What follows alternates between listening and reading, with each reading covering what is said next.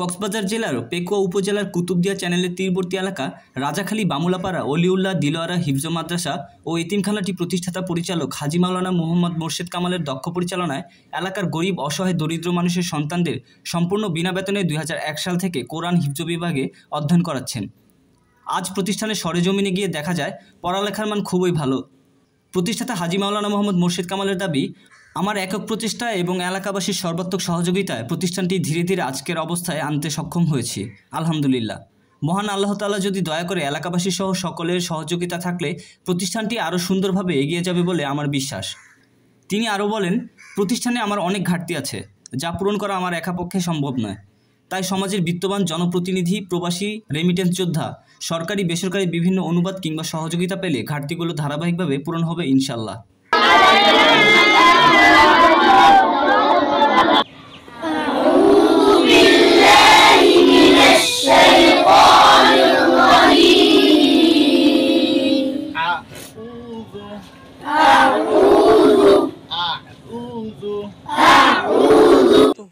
পরিচালক কমিটি আজকে প্রিয় দর্শক, আমরা আজকে আছি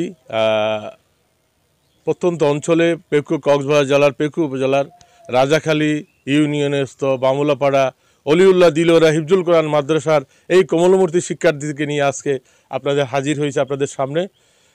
আপনারা দেখতেই পাচ্ছেন এই অসংখ্য দিনী শিক্ষা প্রতিষ্ঠানের এই যে কোরআনের পাখিরা যারা কোরআনের নির্যাস নিয়ে যাচ্ছে, ওই কোরআনের নির্যাস নিয়ে সমাজে ছড়িয়ে দিচ্ছে কোরআনের আলো।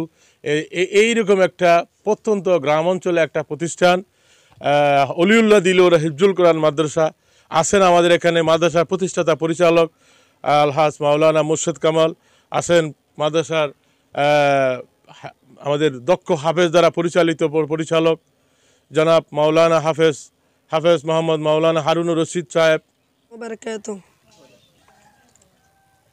أعوذ بالله من الشيطان الرجيم.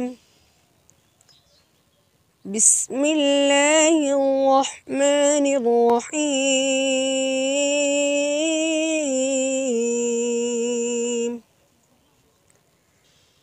تبارك الذي بيده الملك وهو على كل شيء قدير. الذي خلق الموت والحياة ليبلوكم أيكم أحسن عملا وهو العزيز الغفور. الذي خلق 7 سماوات طباقا ما ترى في خلق الرحمن من تفاوت فارجع البصر هل ترى من فطور. তাদের এই দক্ষ পরিচালনার মধ্য দিয়ে ধীরে ধীরে ধারাবাহিকভাবে এগিয়ে যাচ্ছে আজকের এই প্রতিষ্ঠান। 2021 সালে প্রতিষ্ঠান, 2021 সালে 12 রবিউল আউয়াল মাসে 12 রবিউল আউয়ালের তারিখে 2021 সালের সুন্দর একটা দিন নিয়ে এই প্রতিষ্ঠান উদ্বোধন করেছেন। ধারাবাহিকভাবে আজকে প্রায় 3-4 বছর অতিক্রম হয়ে যাচ্ছে। এখনও যেই প্রতিষ্ঠান যেভাবে শুরু হয়েছে সেভাবেই রয়ে গেছে। বেড়ার প্রতিষ্ঠান, গ্রামীণ প্রতিষ্ঠান, তাদের কোনো অবকাঠামোগত উন্নয়ন নাই, তাদের কোনো খাবারের সুব্যবস্থা নাই, তাদের পয়ঃনিষ্কাশনের যে বাথরুমের সুব্যবস্থা নাই। ওইরকম একটা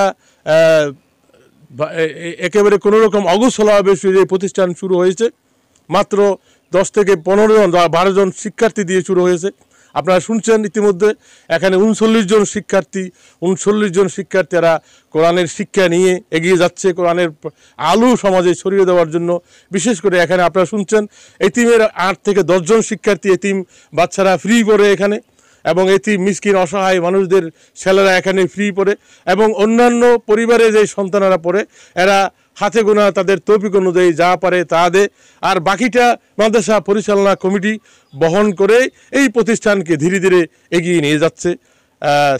সর্বোপরি এরা আপনাদের কাছে, বিশেষ করে প্রবাসী রেমিটেন্স যোদ্ধা যারা আছে সামাজিক সংগঠনে যারা আছে, সমাজের নেতৃস্থানীয় ব্যক্তিবর্গ যারা আছে, বিত্তবান যারা আছে, তাদের কাছে সাহায্যের হাত বাড়িয়ে দিচ্ছে। আপনারা যাতে আপনাদের সহযোগিতা দিয়ে এই প্রতিষ্ঠানকে ধারাবাহিকভাবে এগিয়ে দেওয়ার জন্য আপনারা চেষ্টা করবেন। ইতিমধ্যে আমাদের এখানে বিভিন্ন প্রবাসী ভাইয়েরা, বিশেষ করে সুন্দরীপাড়ার ইটালির প্রবাসী মোস্তফা ভাই এখানে কার্পেট দিয়েছিলেন। ইতিমধ্যে আমাদের এখানে আলহাজ নুরুল ইসলাম বিএসটি সাহেব, আমাদের স্যার রাজাখালীর সাবেক চেয়ারম্যান, রাজাখালী আলী খান উচ্চ বিদ্যালয়ের সাবেক প্রধান শিক্ষক, বিশিষ্ট শিক্ষাবিদ এবং রাজনীতিবিদ জনাব আলহাজ নুরুল ইসলাম বিএসটি সাহেব, উনি একটা সেলফ দিয়েছিলেন এবং অন্যান্য সহযোগিতা এখানে করেছিলেন। আমরা আশা করছি আপনারা এই প্রতিষ্ঠানকে ধরে রাখার দায়িত্ব এখন আপনাদের উপর বর্তায়। আপনারা সর্বাত্মক সহযোগিতা করে এই প্রতিষ্ঠানকে যাতে উত্তর এগিয়ে দিয়ে যাবেন সেভাবে সহযোগিতা করবেন, এই কামনা করছি। এখন আমরা কথা বলবো মাদ্রাসার পরিচালক দক্ষ হাফেজ হযরত মাওলানা হাফেজ হারুন রশিদের সাথে। হুজুর, আপনি বলেন। আসসালামু আলাইকুম রাহমাতুল্লাহি ওয়া বারাকাতুহু। ওয়ালাইকুম আসসালাম ওয়া রাহমাতুল্লাহ। হুজুর, আপনি কেমন আছেন? আলহামদুলিল্লাহ, ভালো। আপনার বলেন, আপনার এই প্রতিষ্ঠান, আপনার সন্তানদের অবস্থা এবং আপনার এই প্রতিষ্ঠানকে চলতে গেলে আপনার কি কি সুবিধা সেটা আমাদের একটু বলেন। চলো, অসুবিধাটা হলো তেমন আমাদের বাংলাদেশের মধ্যে আমাদের বিভিন্ন রাষ্ট্রতে গিয়ে আমাদের বাংলাদেশের ছাত্ররা প্রতিযোগিতায় অংশগ্রহণ করে অনেক এগিয়ে যায়, কোরআনের মধ্যে 1 হয়ে যায়, 2 হয়ে যায়, অনেক রাষ্ট্রকে পিছনে ফেলে হাফেজরা উত্তীর্ণ হয়ে আসে। কিন্তু যে হারে ক্রিকেট, আজকে ফুটবল, এভাবে যদি উত্তীর্ণ হতো এদেরকে সম্বর্ধনা দেওয়া হয়, ক্রিকেটের মধ্যে ফুটবলের মধ্যে উত্তীর্ণ হলে তাদেরকে সম্বর্ধনা দেওয়া হয়। আমাদের হাফেজরা দেশকে এগিয়ে নিতে অনেক, দেশকে ইসলামের দৃষ্টিকে, কোরআনের দৃষ্টিকে যে কাজ করে যায়, এরা অনেক দিন রাত পরিশ্রম করে অনেক কষ্টের বিনিময়ে তারা দেশের মধ্যে সুসম্মান অর্জন করে আসে। তাহলে এভাবে উত্তীর্ণ মর্যাদা তারা পায় না।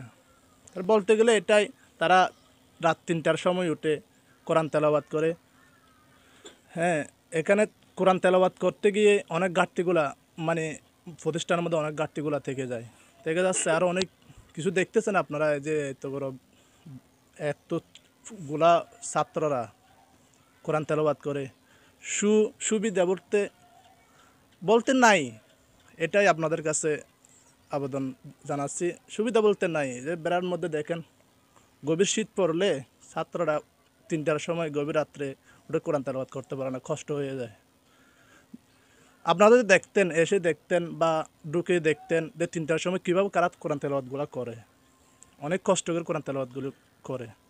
তো আমরা আজকে এটার মধ্যে খোঁজখবর না রাখার কারণে, আমাদের গাফিলাতের কারণে, বা আমরা যদি আজকে প্রতিষ্ঠানের দিকে একটু সুনজরে দেখতাম, বা আপনারা যদি আমাদেরকে একটু সহযোগিতা করতেন, আমরা এই প্রতিষ্ঠানটা আরও অনেক এগিয়ে নিতে পারতাম। আলহামদুলিল্লাহ, ব্যবস্থা করবো। আর আমরা এখানে একটা দেওয়াল দিয়ে চতুর্দিকে একটু কী করার জন্য, দালান করার জন্য চেষ্টা করছি। মানে এটা পরবর্তী পরিকল্পনা আর কি। মানে দর্শক, আপনারা ইতিমধ্যে শুনেছেন আপনাদের আমাদের অসুবিধা কী কী, লেকিংসগুলো কী কী। মৌলিক যে সমস্যা সেটা হচ্ছে এদের টয়লেটের অসুবিধা, বাথরুমের অসুবিধা। আরেকটা এখানে যে পুকুর আছে, পুকুরের একটা জলঘাট, একটা পাকা যদি জলঘাট হয় তাদের এটা সুবিধা হয়। আর একটা পাশাপাশি এই যে শীতের মৌসুম, এখানে পাতলা একটা কার্পেট, এখানে ঠান্ডা উঠতেছে, এখানে যদি মোটা একটা কার্পেট হয় তাহলে এরা সুন্দরভাবে পড়ালেখা করতে হবে, রিল্যাক্সে পড়ালেখা করতে পারবে। পাশাপাশি একটা ওই সৌর বিদ্যুতের কথা বলতেছে, যাতে কারেন্ট চলে গেলে ওই সৌর বিদ্যুৎ অথবা আইপিএসের মাধ্যমে এরা পড়ালেখা চালিয়ে যেতে পারে। এই মৌলিক এই জিনিসগুলো। এর পরবর্তী আরটা হচ্ছে লো বেঞ্চ, ছোটো ছোটো লো বেঞ্চ, এগুলো কোরআন উপরে রেখে, এখন রেয়ালে রেখে কোরআন পড়তেছে, এই জন্য কোরআন উপরে রেখে পড়লে এরা সুন্দরভাবে পড়তে পারবে। এই যে মৌলিক যে সমস্যা, এই সমস্যাগুলো যাতে তারা পূরণ করতে পারে, এটার জন্য খাওয়ার একটু ব্যবস্থা, যারা এতিমল আছে এখানে, অনেক এতিমল আছে, মাও নেই বাপও নেই, এ ধরনের, যেমন বাপস বুড়ের মধ্যে চলে গেছে, সাগর ডুবে, এ ধরনের কিছু ছেলে আছে। আমরা তাদের খাবার ব্যবস্থা, কিছু প্লেট, কাপড় চোপড়, এ ধরনের একটু কষ্ট হচ্ছে আর কি, এটা যদি সহযোগিতা করে এতিমদেরকে। এতিম সন্তানদের, এতিম যারা 8 থেকে 10 জন এতিম আছে, এদের যে ভরণ পোষণ খাওয়ার দাওয়ার এটা এদের কষ্ট হয়ে যাচ্ছে, এদেরও একটা অ্যারেঞ্জমেন্টের জন্য ব্যবস্থা। যাই হোক, এই সর্বোপরি এই প্রতিষ্ঠানের জন্য যা যা ঘাটতি আছে সব ঘাটতিগুলো পূরণের জন্য আমাদের এলাকাবাসী, প্রবাসী রেমিটেন্স যোদ্ধা, সামাজিক জনপ্রতিনিধি, সামাজিক সংগঠনের ব্যক্তিবর্গ এবং বিত্তবান ব্যক্তিবর্গ যারা আছে আপনারা এগিয়ে আসবেন, এই কামনা করছেন মাদ্রাসা পরিচালনা কমিটি। এটাই। এখন আমরা কথা বলবো মাদ্রাসা পরিচালনা কমিটির একজন সদস্য আমার ভাতিজা মোহাম্মদ রুবেলের সাথে। বাবা, আপনি একটু বলেন এই প্রতিষ্ঠান সম্পর্কে। আসসালামু আলাইকুম।